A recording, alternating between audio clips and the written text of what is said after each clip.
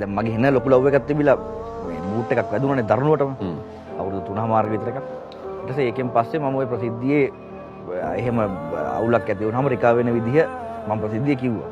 දැන් අද දවසට සාමාන්‍ය මැසේජ් 10ක් 15ක් විතර ෆෝන් එකට එනවා. එහෙම බූට් කාපු මේ පිරිමි සහ ගෑනු කලවමින් කෝලුත් කරනවා. එක දවසක් ගෑනලා මම කතා කරුවා මේ අයියේ නෑ අනුෂ්ක මම එල්ලෙන්ඩ ෆෑන් එක දිහා බලාගෙන දැන් මේ ඉන්නේ.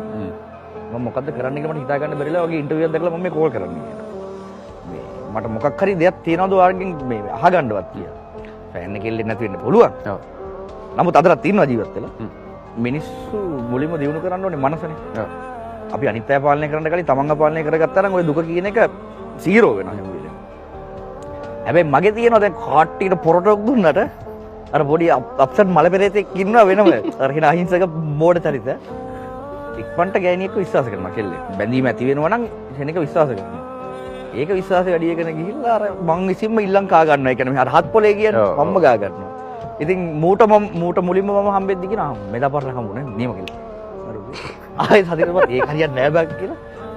ඉතින් ඒ වගේ ඒවා තමයි සිද්ධ වෙන්නේ. ඒ හින්දා මූත් කන්ෆියුස් වෙලා ඇති කවුද තෝරගන්න.